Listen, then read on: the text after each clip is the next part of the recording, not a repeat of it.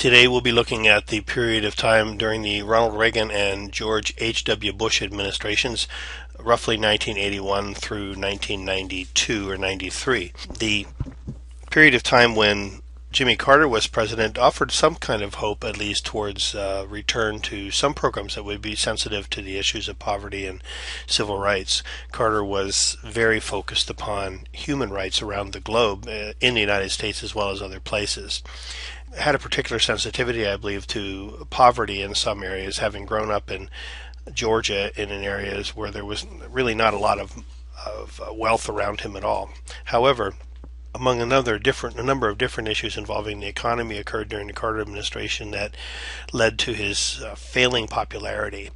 In November 1979, some Iranian students and revolutionaries took the American embassy by storm, and this eventuated in some 50 or 60 Americans being held hostage in Iran for well over a year. This, many people think, was the downfall of the Carter administration, in fact, and it wasn't until the first day of the Ronald Reagan administration that the hostages were released, in fact. So this, a number of different issues conspired to bring the Carter administration down, and Ronald Reagan, who had run a failed attempt to challenge Gerald Ford for the Republican nomination in 1976 when Carter was elected, was nominated in 1980 and became president during a period of time, or became president at a time when Jimmy Carter was voted out of office. If things seemed to be regressing during the previous period, the Nixon-Ford-Carter era, as far as social welfare programs go, the Reagan years in particular solidified the backlash against the changes in the New Deal and the growth in social welfare programs in the 50s and the 60s in a way that seemed to have some finality to it. Reagan resolved much of the debate about social welfare with decisions against the interests of the poor. Phyllis Day believes that he really had a total lack of understanding of the needs of the poor, and really was more focused upon making government smaller and getting government off the backs of people, as he would put it. His fiscal policy was used to decrease the size of federal government while at the same time increasing the money available to the wealthy to stimulate investments in the economy. His tax reform cut taxes for the rich, increased them for the working class. This is a rather familiar theme, I think, in the modern day. In fact, this is much the same kind of taxation theory, I believe, that the George W. Bush administration, the second Bush administration, used in the 8 years previous to Obama's administration, and is somewhat typical of the Republican approach to the economy. The results of these changes under the Reagan era was that little was done to stimulate increases in investments or in revenues to the federal government. He did believe that through cutting taxes to the wealthy, that this would stimulate investments in the economy, but it just didn't happen that way. And there are years of large budget deficits that resulted, and primarily because of the focus of the federal government in decreasing the amount of output by the government for social programs and that type of thing, there was quite a large popular loss of support for social welfare programs. Reagan's economic theories were known as Reaganomics. In fact, his vice president was George H.W. Bush, which is the most recent President Bush's father. So for the 8 years of the Reagan administration, George H.W. Bush was the vice president, and Vice President Bush had run for president, challenged Reagan for the nomination in 1980, and referred to Reagan's economic plan as voodoo economics. So Bush Sr. seemed to have some sensitivity to the notion that supply-side economics could be useful at all. I mean, I think he understood that it didn't work exactly the way that Reagan proposed it would, and but nonetheless, once nominated or once picked as a vice presidential candidate, Bush became supportive of Reagan's theories and was a dutiful vice president throughout the administration. Didn't challenge the president at all in his theories, and very much like Hoover's programs, as this slide points out, Reagan's economic theories focused upon fiscal and economic policies that were based on supply side or trickle down economics. This is the idea, again, that we give money to the wealthy, we give money to the producers, and as they create jobs, as they invest that money in the economy, the benefits will trickle down to the masses, so to speak. And during his administration, remember now the government is, unlike in the Hoover administration, we have different things like the Council on Economic Advisors and some mechanisms now to basically manipulate different financial forces in the marketplace to assist the government in stabilizing the economy. And in this particular case, forces were brought to bear to allow the unemployment rate to rise during the Reagan administration, because what that did was it resulted in a decrease in inflation. Prices came down some, which eased some of the burden on the middle class and the upper class, but really didn't benefit the lower class whatsoever, or very little at least. So income accumulation concentrated at the top during this administration. And this would also include George Bush Sr.'s subsequent 4 years after Reagan left office.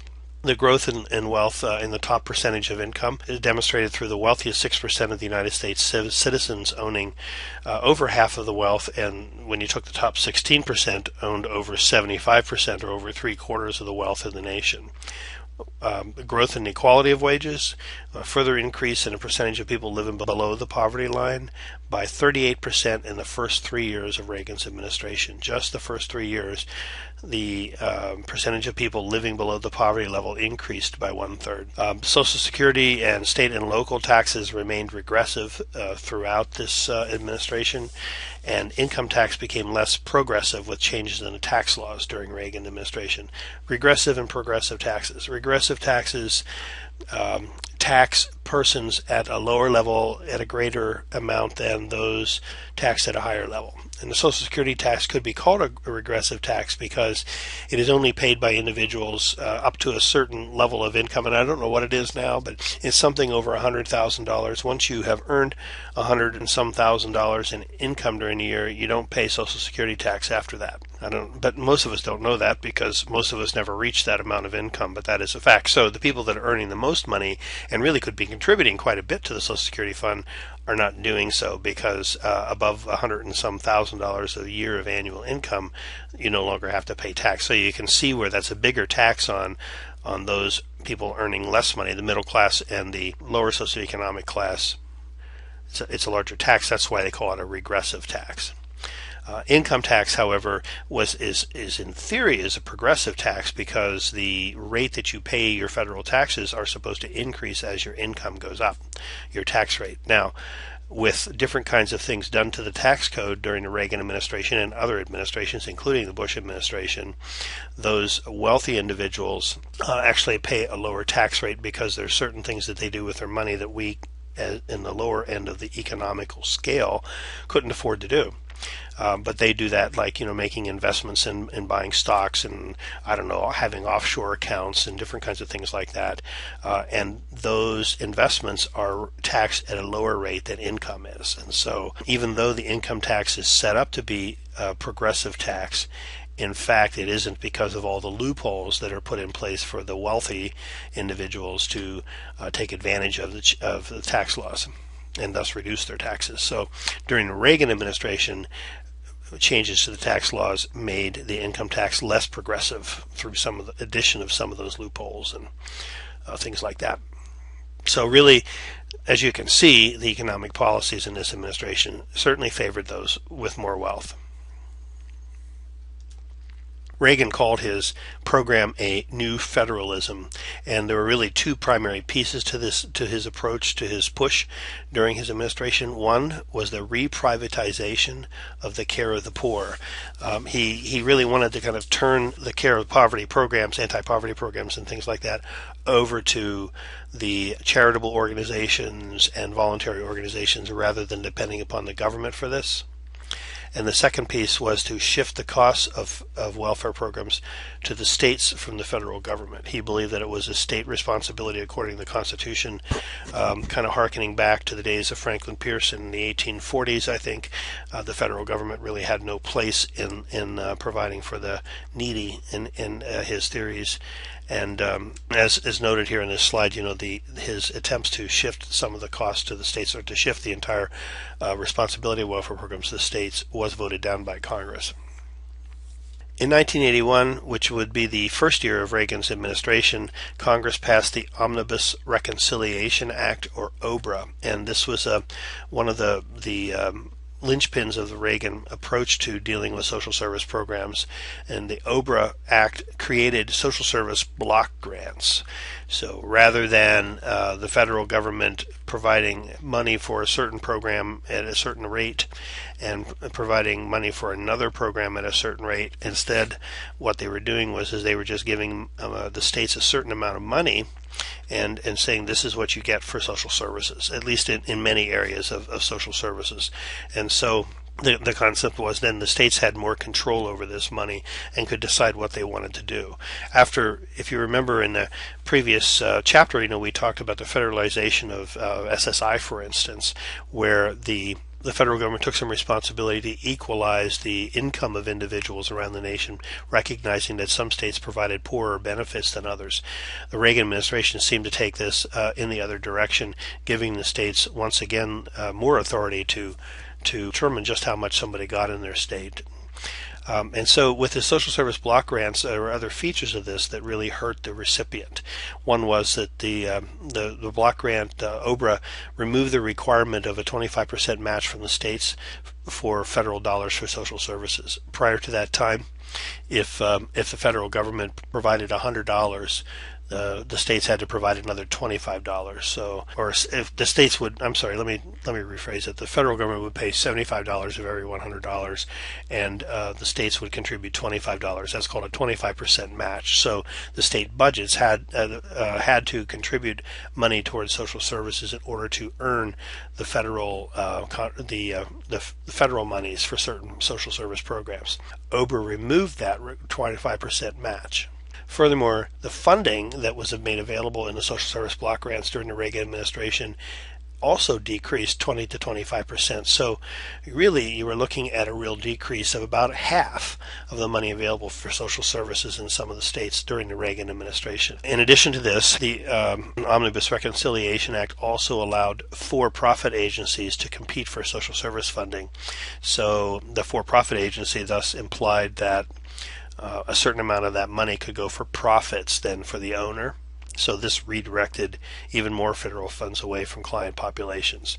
Most of the agencies that receive government grants are not-for-profit agencies, and they have to account for the money. If there's excess money earned, more than if they wind up with a budget surplus at the end of the fiscal year, that money has to be reinvested in the agency itself. It isn't something that the owners or the individuals who run the agency can take home as profit. In a for-profit venture, of course, they can do that. And so the OBRA, I guess, in an attempt to encourage the growth of the economy, allowed for-profit agencies to step into the social service field. H. Ross Perot, who ran for president in, I believe, 1992, made a lot of his money in Texas, in fact, in running an agency that I believe that agency administered the AFDC program in the state of Texas, if I'm not mistaken. Made quite a bit of money doing that. I was working in the social service field during this era, dating myself now.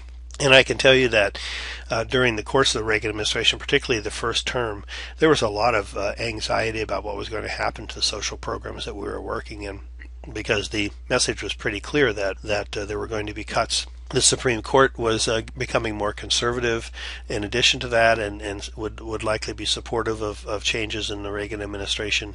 And a lot of the conservatives in the Congress came forward during this period of time to begin to propose more controls and more cuts to funding for these programs. So during this period of time, you saw things occurring like the Aid to Families with Dependent Children program saw eligibility rules tightened. Unemployment benefits dropped, and here are some figures you can see in 1976, and this would have been at the end of the Gerald Ford administration. There was 7.6 million people unemployed, and about 31 billion in federal benefits were paid in unemployment compensation to those individuals. In 1982, when they were, and this would have been the second year of the Reagan administration, unemployment had increased by 25%, it looks like, or 33%, I guess, if you're doing your math correctly, up to 10 million, and yet the benefits being paid out were reduced to less than 24 billion, so it decreased by just about as much. The benefits paid decreased about the same percentage as the individuals drawing those benefits increased. The food stamp eligibility rules were tightened. Funding for school lunches and the Women's Infant and Children program were reduced. WIC is a program that provides basic nutritional foods, dairy products and things like that to pregnant women and to women with young children who are qualified at a certain income level, and it's considered to be a very important program for nutrition and development of young children who live in underprivileged socioeconomic classes. And so funding for school lunches and WIC was reduced. It was, by the way, during the Reagan administration that ketchup became defined as a vegetable for the purposes of a balanced school lunch. You'd be interested in knowing. This is also the same president that said that trees were responsible for pollution. So anyway, I'm off track here. And also the CETA program, which we had talked about earlier, the job training program from the previous chapter, was replaced by the Job Training Partnership Act, JTPA. But among other things, the JTPA, one of the changes difference between CETA and JTPA was that JTPA does not have any specific requirement to target the underprivileged for those job training programs. So again, the focus was taken away from the needy in many of the kinds of things that occurred in this new federalism focus. Government welfare expenditures in 1988, which would have been the last year of the Reagan administration, looked like this.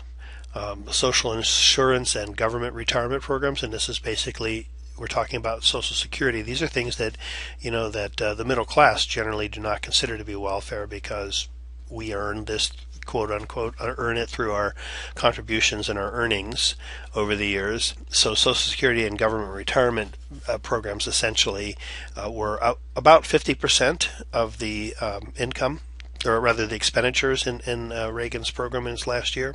Education was around, I believe, 25% is what that's supposed to show. That's not a very good graph.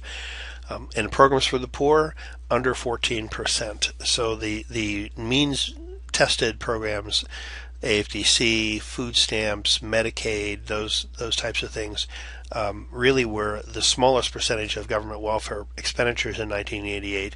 But now think about this, when we talk about cutting welfare, the only little bar that we're talking about is the programs for the poor. We really don't talk about cutting education or really talk about cutting Social Security. We may be talking about changing Social Security in this day and age, but not cutting it out. So this is an illustration of just the fact that there's a lot of focus placed upon that, the smallest bar in this chart, that 14% or so. There was a step backwards in terms of, well, at least many people would consider it a step backwards in terms of civil rights during the Reagan administration. The United States Supreme Court in the Bakke versus the Regents of University of California in 1978.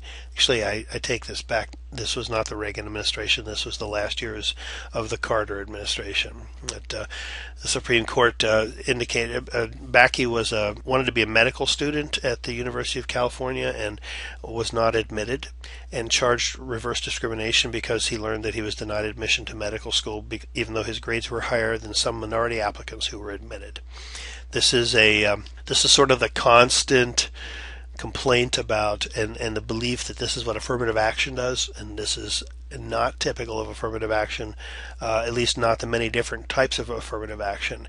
When an organization or an agency or a university strictly sticks to the quota system, which says that if there are 12% blacks in the population, then 12% of our admissions will be African American, then yes, this can happen. But affirmative action is much, much more than simply this quota system. And in fact, the Supreme Court essentially, while it ruled in favor of Bakke and said that he should be admitted, it upheld the university's right to reserve slots for minority students. But it essentially said that the use of the quota system, as I understand this at least, was really not lawful. And so there are other ways that affirmative action goes to work on behalf of minority applicants that are lawful and that may give some extra attention, even some preference perhaps, to minority applications, but do not exclude Caucasians from being hired. And this is one of the keys to legal affirmative action. Essentially says that it's okay to put in special efforts to recruit minority applications and to do extra outreach to encourage minority applicants, but those efforts cannot be made so that white people are excluded from opportunity to fill those positions and be hired. And so this is a key thing. Affirmative action, legal affirmative action, cannot exclude individuals in the majority from being selected for a position or for a slot at a university or something like this. And this is one of these things that people, when they rail about affirmative action, they say, well, I can't get a job because I'm white. And that's not true. Not anymore.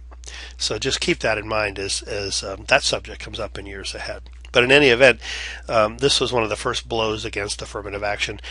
Mind you, the courts continue to really chip away at affirmative action programs, but this certainly did a lot to accelerate the trend away from equity for minorities. And then another big force or factor politically during this period of time was the emergence of the religious right in the political scene. We've had the television evangelists on TV for years and years and years, but suddenly these individuals have now become a force politically. I think partly with the expansion of cable and I don't think we had satellite television quite then, but those kinds of mess. The expansion of television stations that were available and who could get on the airwaves now is no longer limited to the main networks. And so televangelists became much more powerful and became very politically involved and found, I think, a kindred soul in Ronald Reagan. Or maybe the other way around is maybe Reagan saw that this was a way to get a big block of votes in his favor. The new morality emerged during Reagan's administration, exercising political powers, and these beliefs of the new morality reinforced a lot of beliefs that essentially undermined efforts to eliminate discrimination against sex, class, and race, or using sex, class, and race discrimination, and really reinforced discrimination in those areas. And the new morality, the religious right, once again placed a focus upon work in a society where routine tasks were now automated and production was enhanced. And so at a time when work becomes less and less necessary, political belief begins to equate work with morality once again and makes it even more difficult for individuals who are unemployed and out of work. President George W. Bush II, also, as you may recall, really connected very strongly with the religious right as well, and this was a major force in some of the policies in his administration, and we'll talk about that in another couple of weeks. In 1988, the Family Support Act, this is towards the end of the Reagan administration, was created, but it reflected a distaste for what was what they refer to as the inappropriate lifestyle of the poor, the popular belief that the poor individuals lived immoral lives, and some of that was reflected in some of the other readings that you have done for this class.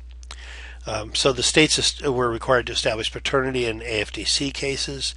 Mothers are requiring to cooperate in identifying fathers, including going to court if necessary, at the risk of losing their benefits if they don't cooperate fully. And sometimes mothers have reasons for not wanting to bring the father into the picture, perhaps in abusive situations, but this program really focused upon mothers being required to identify the father, and the effort here was, of course, to ensure that the fathers were paying child support. This is when the whole term of the deadbeat dad, I think, developed during this era, in fact. And so the intent was to ensure that men were responsible for supporting children that they created, but the upshot of this was, if the men couldn't be found, which was often the case, the mother could be penalized for that if she didn't cooperate in trying to help find them. The JOBS program, and JOBS stands for something that I'm sorry, I've lost it. I don't know what it stands for, but the JOBS program was established also to ensure that AFDC families established work habits at the risk of sanction for non-compliance as well. This sort of took place of the place of the work incentive program, I believe, that we had talked about in the previous era. Just new guidelines and new expectations in terms of getting to work or getting job training. And as the last point here in this slide, there were some states, and Alaska was included in this, that approved post-secondary education for recipients, so that taking college classes could be considered work hours, more or less, and I believe funding was made available for college education, so this was not an entirely all negative kind of a thing. But although, again, you understand, we're trying to eliminate poverty by making people work, and we already know that our economy can't support everybody working. Important point here, that why do these programs not work? Putting people to work is just one piece of this, and eliminating poverty, just one piece. But this is as far as most of our programs want to go. We just want to blame the unemployed person for their poverty. The social work profession, Phyllis Day will tell you she's really clearly disappointed with what has happened in the social work profession in terms of philosophy in relation to programs for the poor, and perhaps rightfully so. She believes that the social work professionals during this period of time backed away from the empowerment activities that became more prominent during the radical social work we were talking about in the 60s, perhaps into the 70s, and instead moved to focus upon helping clients fit in better, moving more towards that medical model, private practice, therapy kind of focus in their work. And during this period of time, like others in our history that we have studied in the last 100 years or so, any kind of disagreement with traditionalism, with the focus on American values and in following along with what the government said, and hard work and individualism and those kinds of things, any disagreement with that, any lifestyle outside the norm of the two-parent families with two children, really were viewed as deviant, un-American, malcontented, and so it really wasn't safe to be in the opposition, so to speak, during these years. And so Phyllis Day really sums up, doesn't really give a whole lot of attention to George H.W. Bush as much as she does to Ronald Reagan, and there's a reason for that, because it was referred to as the Reagan Revolution, which really kind of changed many things during that period of time. Reagan was seen as a conservative leader when, in fact, as Phyllis Day points out, he was much more of a reactionary. He wasn't really so much about reclaiming traditional American values as it was about reclaiming the capitalist system and participating in the backlash against the New Deal. And it should be pointed out that Reagan, in his younger years, actually was quite the New Deal person. But it seems to me that as he began to accumulate more wealth in Hollywood, and he was an actor, he became more sensitive to the fact that government was taking a lot of taxes away from persons who were working real hard, and moved from being a Democrat to Republican. George H.W. Bush, however, was a Republican all his life and came by his wealth pretty honestly. I mean, his father was a United States senator, in fact, and the Bush family fortune was tied up in diplomacy and oil, kind of a combination of the two. When George H.W. Bush was elected president in his own right in 1988, his administration really worked to solidify the Reagan approach to domestic issues. There really wasn't a lot of difference, and in fact, one of the reasons that I believe that George H.W. Bush was defeated for his second term had a lot to do with the fact that he had no clear domestic agenda of his own. He was very big on foreign policy, but not really on domestic policy at all. And so, as Day says, this set the stage for a society where politicians believe cutbacks in social programs and laissez-faire civil rights are the appropriate way of conducting a country. Despite his rhetoric, he took his cues from the legacy of the Reagan-Bush years: workfare, time-limited public assistance, and personal responsibility for failure. She says the moral degradation of society appeared likely to continue well into the next century. And with that, we'll close this particular segment of discussion on social welfare programs, and I'll talk to you again in another week.